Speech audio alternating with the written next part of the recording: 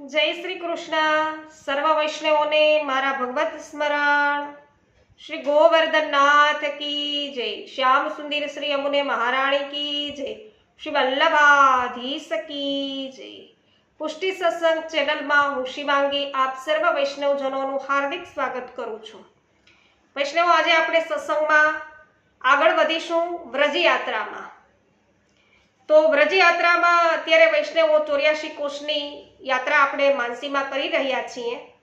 તો આપણે બધા અત્યારે ગોવર્ધન શ્રી માનસી ગંગાએ છીએ. તો માનસી ગંગા પર શ્રી મહાપ્રભુજીના બેઠક ચરિત્ર વૈષ્ણવ આપણે જોઈશું. અને પછી ધીમે ધીમે જોવાલાયક જે સ્થળો છે એમના વિશે પણ માહિતી છે એ પ્રાપ્ત કરીશું આજે. અને પછી આપણી યાત્રા છે એને આગળ ધપાવીશું. તો માનસી ગંગાના જે ઘાટ ઉપર શ્રી મહાપ્રભુજીના બેઠકજી બિરાજે છે તે ઘાટ છે ને વલ્લભ ઘાટ કહેવાય છે. ત્યાં છોકરના વૃક્ષ નીચે શ્રી મહાપ્રભુજીના બેઠકજી બિરાજે છે. તો ચાલો વૈષ્ણવો સાથે મળી શ્રી મહાપ્રભુજીના બેઠકજીએ પ્રેમે દંડવત પહોંચાડીએ. આ ઘાટને ચક્રતીર્થ ઘાટના નામે પણ ઓળખવામાં આવે છે. અને ત્યાં બાજુમાં ચક્રેશ્વર મહાદેવનું મંદિર છે. ત્યાં પણ વૈષ્ણવો આપણે બધા ભાવેથી ને દર્શન કરીએ. તો શ્રી મહાપ્રભુજી અહીં પધાર્યા ત્યારે માનસી ગંગામાં સ્નાન કરી છોકરના વૃક્ષ નીચે બિરાજી શ્રી ભાગવત પારાયણ કર્યું હતું. શ્રી ચક્રેશ્વર મહાદેવ દરરોજ તે સાંભળવા માટે આવતા હતા. શ્રી ચક્રેશ્વર મહાદેવનો એક સેવક રોજ તેમની પૂજા કરવા આવતો. તેને શ્રી મહાદેવજીના સાક્ષાત દર્શન થતા, પરંતુ કથાના દિવસોમાં તેને દર્શન ન થયા. એટલે તેણે મહાદેવજીને એવું પૂછ્યું કે આટલા દિવસ આપ ક્યાં પધાર્યા હતા?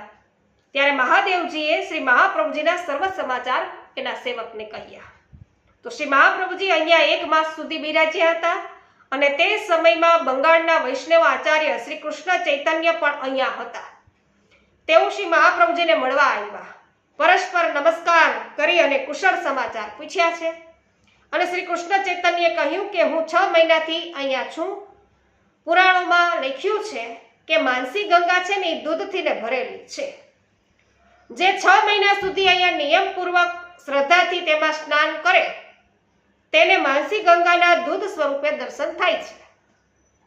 તો મને સ્વપ્નમાં માનસી ગંગાએ તેના આધિદૈવિક સ્વરૂપે દર્શન આપી અને આજ્ઞા કરી કે શ્રી વલ્લભાચાર્યજી અહીંયા પધારશે ત્યારે તમને મારા દૂધ સ્વરૂપે દર્શન થશે.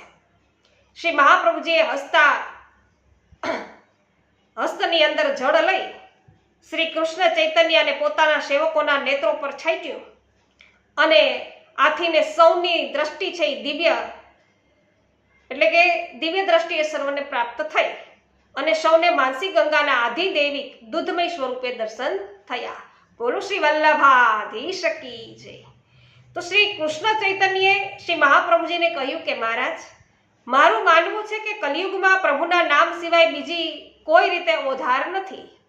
જીવ એક ક્ષણ પણ છે પ્રભુનું નામ લે તો તેનો ઓધાર થાય.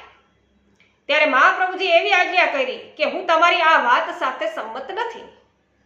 કલિયુગ દરેક જીવને કાલ દોષથી ને બહિર્મુખ બનાવે છે. તો ગાયના શિંગડા ઉપર રાયનો દાણો રહે એટલો સમય પણ જીવ પ્રભુનું નામ જો ચૂકી જાય તો તે પ્રભુથીને વિમુખ બને છે. એટલે ભગવાનનું નામ અલૌકિક છે, તેનો મહિમા અપરંપાર છે.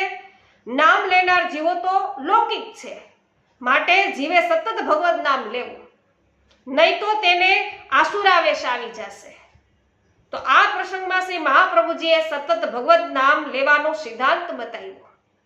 અને એ જ આજ્ઞા છે નવરત્ન ગ્રંથમાં પણ કરી છે. તો શ્રી મહાપ્રભુજી અહીંયા 1 માસ સુધી બિરાજ્યા. અને ત્યારે નિત્ય ગોવર્ધનમાં આવેલ સર્વ કુંડોમાં સ્નાન કરી આજુબાજુના જમુનાવતા, અડીંગ વગેરે સ્થળોની યાત્રા કરી હતી. અને શ્રી મહાપ્રભુજીના એક સેવક અચ્યુતદાસ સનોઢિયા બ્રાહ્મણ એ અહીંયા માનસી ગંગા ઉપર ચક્રતીર્થમાં રહેતા હતા. તેઓ દરરોજ શૃંગાર સમયે સિંધાજીના દર્શન કરવા ગિરિરાજ પર જતા. અને દર્શન કરી મુકામે આવી તેઓ શ્રી ગિરિરાજજીની દંડવતી પરિક્રમા 3 વખત કરતા. હવે વૈષ્ણવો, આપણે માનસી ગંગાના સામા કિનારે જે શ્રી ગુસાઈજીના બેઠકજી બિરાજે છે અને ત્યાં પણ જારી ચરણ સ્પર્શ થાય છે. તો વૈષ્ણવો ચાલો સાથે મળી અને શ્રી ગુસાઈજીના બેઠકજીએ પણ જારી ચરણ સ્પર્શ કરી દંડવત પહોંચાડીએ. ત્યારબાદ આપણે વૈષ્ણવો ધીમે ધીમે આગળ ચાલીએ. ગોપાલ કૃષ્ણ રાધે કૃષ્ણ, રાધે કૃષ્ણ ગોપાલ કૃષ્ણ, ગોપાલ કૃષ્ણ રાધે કૃષ્ણ, રાધે કૃષ્ણ ગોપાલ કૃષ્ણ. તો દાન ઘાટી આવી પહોંચ્યા. ગોવર્ધન ગામમાં નિવર્ત કુંડ, બ્રહ્મકુંડ, ધર્મકુંડ બધાય આવેલા કુંડો છે.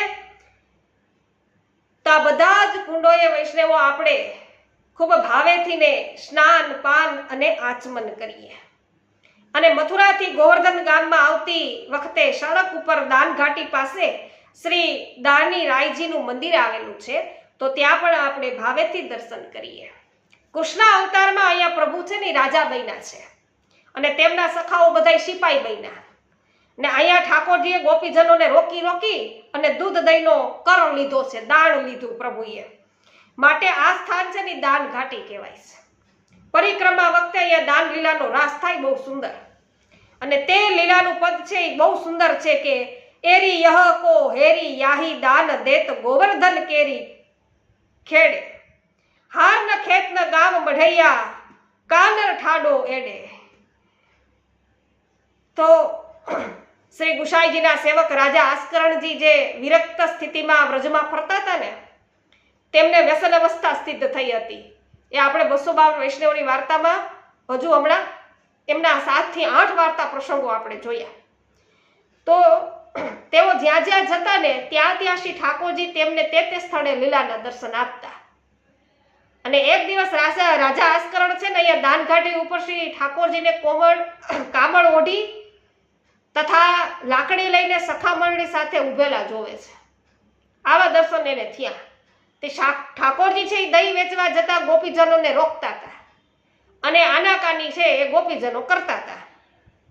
તો ગોપીજનો છે એ આવી રીતે આપવાની ના પાડે, આનાકાની કરે.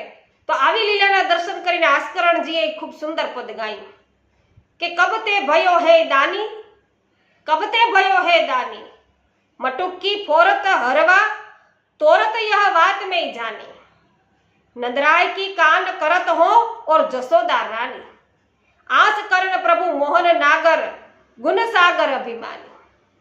તો શ્રી ઠાકોરજી ઘણીવાર દાન ઘાટીમાં ગાયો ચરાવવા બાલ બાલોની સાથે અહીંયા પધારતા.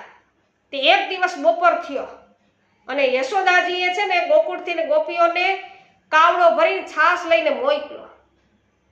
તે અહીંયા આવી.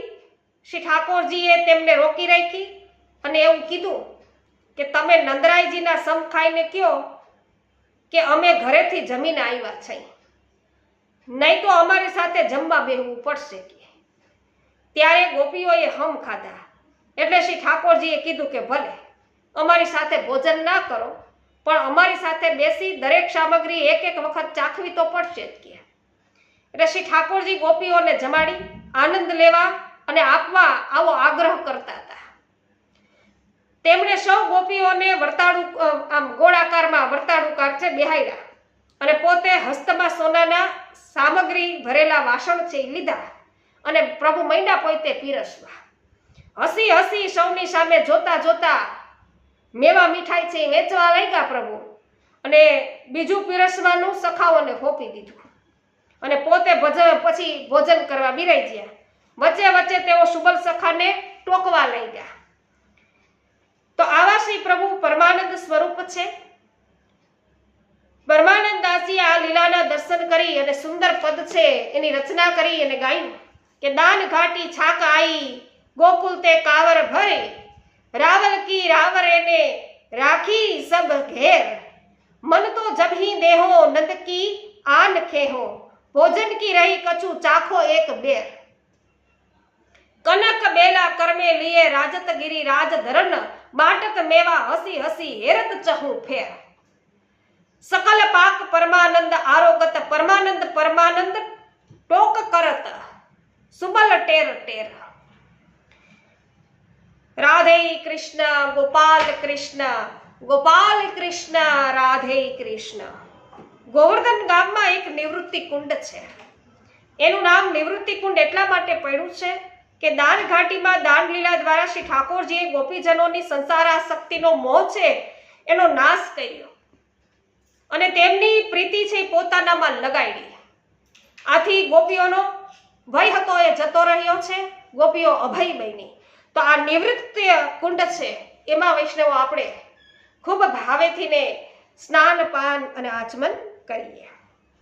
રાધે કૃષ્ણ ગોપાલ કૃષ્ણ ગોપાલ કૃષ્ણ રાધે કૃષ્ણ.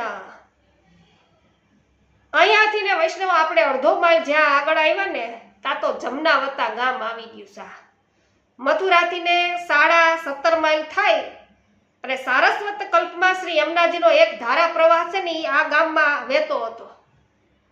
અને વળી આ ગામમાં શ્રી ભાનુ ગોપના ત્યાં શ્રી યમુનાજીનું પ્રાગટ્ય એ ચૈત્ર સુદ અને છઠને થયું હતું. તેથી ગામનું નામ અહીંયા શ્રી જમનાવતા પડ્યું. તો ગામના બીજા છેડે શ્રી મહાપ્રભુજીના કૃપાપાત્ર સેવક અને શ્રીનાથજીના પ્રીતિપાત્ર સખા એવા કુંભનદાસજીનું ઘર આવેલું છે અહીંયા. તો વૈષ્ણવો ભાવેથી ને આપણે દર્શન કરીએ. ત્યાં કુંભનદાસજીની બેઠક છે, ત્યાં દંડવત પહોંચાડીએ અને તેમાં શ્રી ગુસાઈજીની સન્મુખ બેઠેલા કુંભનદાસજીના પ્રાચીન ચિત્રજી બિરાજે છે એને પણ નિહાળીએ. ગામની નજીકમાં કુંભન તલાઈ અને કુંભન કૂપઈ આવેલા છે. કુંભનદાસજીના વંશજોના કહેવા પ્રમાણે કુંભન તલાઈ અને કુંભન કૂપની આજુબાજુમાં ખેતરો કુંભનદાસજીના જ હતા. તેમાં તેમણે ટેટીન, બેર ને રાયણ વગેરે વૃક્ષો છે એ રોપેલા હતા અને તે આજે પણ વૈષ્ણવો દર્શન આપે છે. તો સાથે મળીને દર્શન કરીએ. અહીંયા જ કુંભનદાસજી સાથે ખેલવા શ્રીનાથજી વૈષ્ણવ પધારતા ને અહીંયા રાજા માનસિંહ કુંભનદાસજીને મળવા આવેલા હતા. તો અહીંયા કુંભનદાસજી એમના પુત્ર ચત્રભુજજી સાથે કાયમ માટે રોજે રોજ સત્સંગ કરતા, ભગવદ વાર્તા કરતા. કુંભનદાસજી ગામમાં જે સ્થળે રહેતા તે ઊંચા ટેકરા ઉપર આવેલું છે. સંવત 1919માં ત્યાં પાકું મકાન છે બાંધવામાં આવ્યું છે અને પછી સંવત 2014માં તેનો જીર્ણોદ્ધાર પણ થયેલો છે. જમનાવતા ગામમાં પ્રાચીન વડ છે, તેને કુંભનદાસજીના વડ તરીકે પણ ઓળખવામાં આવે છે. તો વૈષ્ણવો કુંભનદાસજી અને ચત્રભુજદાસજી જેવા કૃપાપાત્ર ભગવદીઓના ચરણોમાં કોટી કોટી વંદન. અને આવતીકાલે વૈષ્ણવો પુનઃ આપણી યાત્રાને છે આગળ ધપાવીશું. આજે અહીંયા રાત્રિ રોકાણ કરીએ છીએ અને આવતીકાલે ચંદ્રો સરોવર તરફ છે આપણે બધા પ્રયાણ કરીશું. બોલો શ્રી ગોવર્ધન નાથ કી જય. આજે સર્વને મારા જય શ્રી કૃષ્ણ.